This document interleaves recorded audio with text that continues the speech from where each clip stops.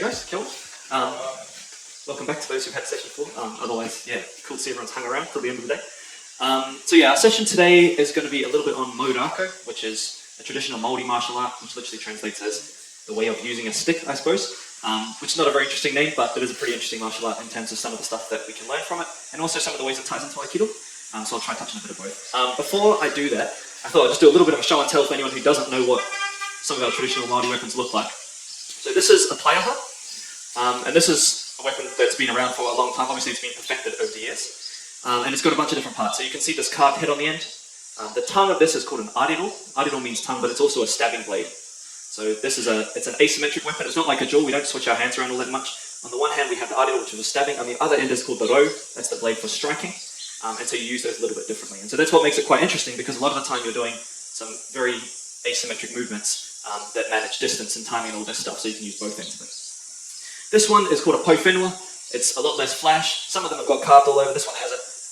But this one is, you can see, obviously a little bit different. It's weighted differently because it's not got this counterbalance here. It hasn't got the feathers, so there's a few different things you do with it. But I'll be demoing this because this one's a bit fragile. But if you want to come have a look, come after. So, what I'll do for this session is get everyone to grab a jaw, just in a sec.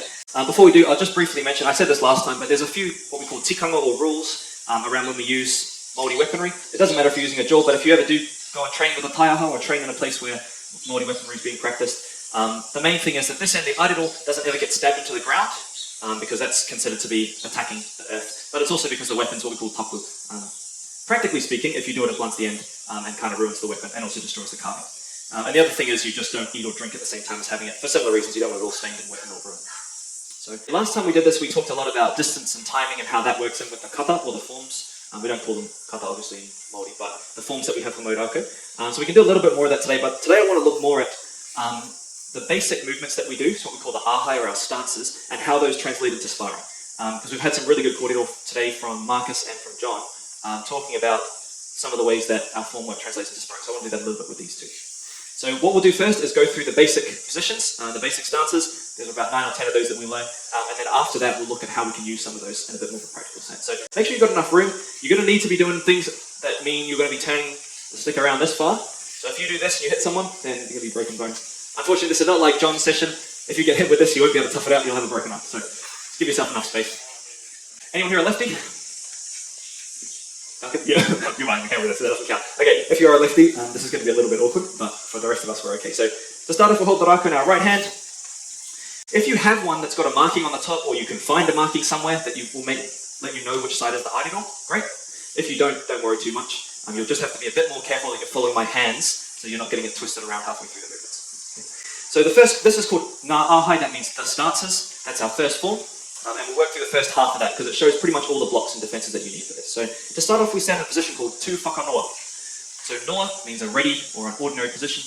Tu means standing up. So we're standing ready for a noa position. Stand straight, legs shoulder width apart, like in the right hand. And we do, if you want to, you can do this woody down here. This is a little bit like standing at attention, just saying I'm paying attention, I'm not zoned out in space. Okay. The next position is our basic ready stance, which we call noa. So for noa, your right leg steps back about one pace, about there.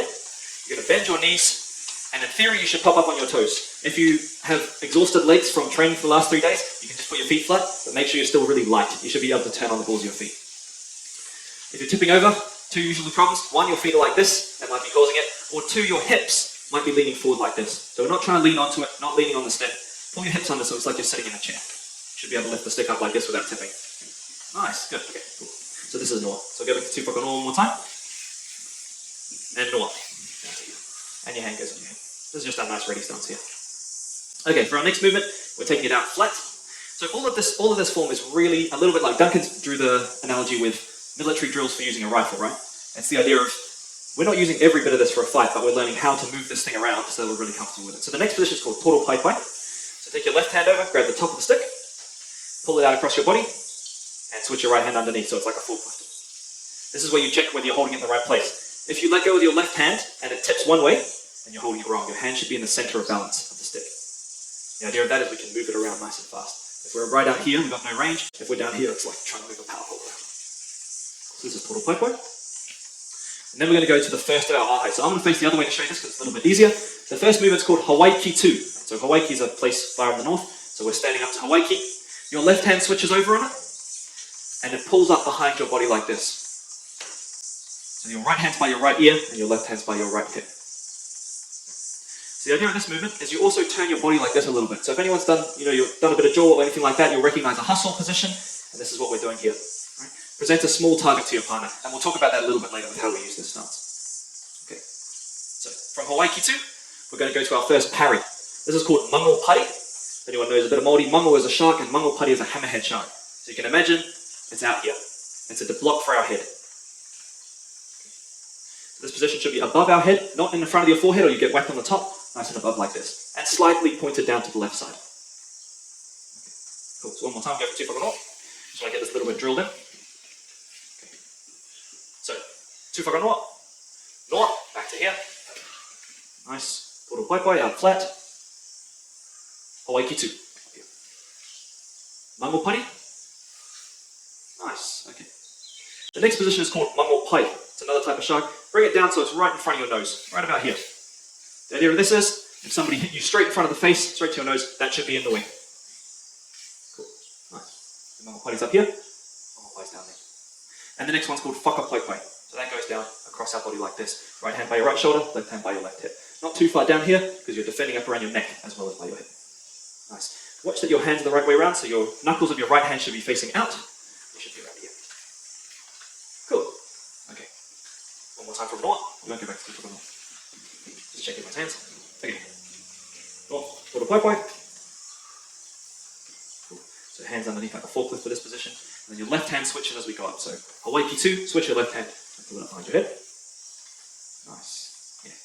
We'll go around and do a double check in a second. Okay. Mango pari. Mango pai. Whakapaipai. Cool. Okay. Next one's called huanui. So huanui is flat out like this. Okay. So again, your right hand should be facing down, and your left hand should be facing up in terms of the knuckles. So just switch your hands over, okay? Yeah, so right hand knuckles are down, left hand knuckles are up like this. When we go to huanui, there's not much good to do this movement, because it's very slow and very deliberate. We want to flick. So some of you guys remember that from last time, which is me. You might notice otherwise. The way we get that flick is we keep a nice loose hand like this. And never all tense until we strike. So we flick our hand up a bit like a whip. Right? Like this kind of motion. So it's up here. Let the motion flick it out so it goes down nice and flat. Easier when you've got the blade, but even without that you can see that motion happening. Cool. Okay, so that's huanui.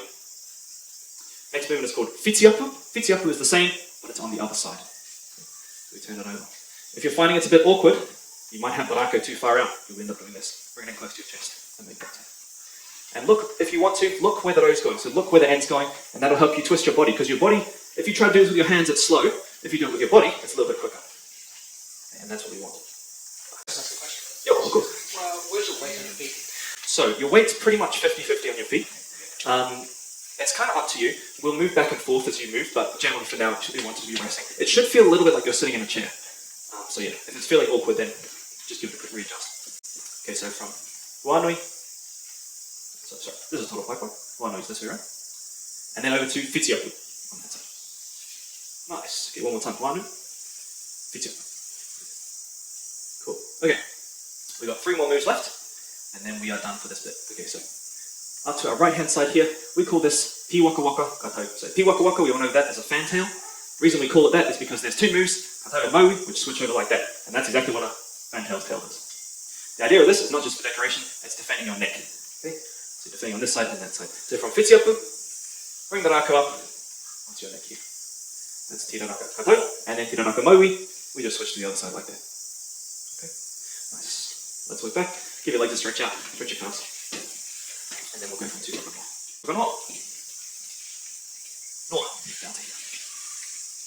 Nice. Toro pai pai. Flat. Nice. So, yeah, put your hands underneath this time. Hawaii Kitu, switch your left hand and bring it up. Mango pari, up to here. Mango pai, in front of your face. Whakapaipai, across your body. Huanui, down there. Whitiapu, across. That's the one, nice. Okay, tiraraka katau. Tiraraka maui. Nice. The last block we're going to do is a leg block. It's called whiti no kitirangi, which really means like a pukana up to the sky, but we don't need to do the pukana part of it. All we're going to do is lift our left leg off the ground like this. Stays up. It's like someone's chopping my leg from this side. I lift my leg out of the way, and then I'm going to bring my rākau down to defend my leg. And then just sink back in, because you've got the block. Nice. So one more time, from Tira Rākau Maori. All in all, lift up and spin it down, and then sink it to the ground like that. Nice, and now your weight should be a little bit forward for this. Okay. So let's watch one more time from behind me. This is my hands, they're this way, and they're making like a clock face, going clockwise. Okay, so Tira Rākau Maori up here, and then whetero ki te rangi, down like that, and sink it. Nice, okay. Cool, and we can go back to one. Actually, let's add in one more position from there. Once we've done our whetero ki te rangi, we're going to add a position called popo tahi, and that's just straight up and down. So you pick the rākau up, and it's facing like this. Your knuckles should be facing out, so not across, because you'll block your vision, but nice and out like that. The idea of this, very easy to strike. Okay, cool. Let's do that all together one more time, then we'll pair up. So, tūmaka noa. Roll. Toro pai pai. Hawaii ki tū. Ango pari. Ango pai. Waka pai pai. Wānui. Switch your hands. Nice. Whiti up. Tira raka katau.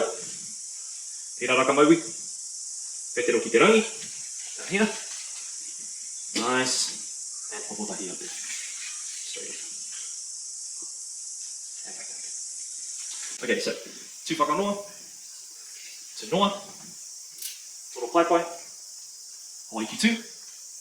Ango pari. Ango pai. Waka pai pai. Wānui. Whiti apu. Tira raka katau. Tira raka maui. Whetero ki te rangi. And then popo tahi.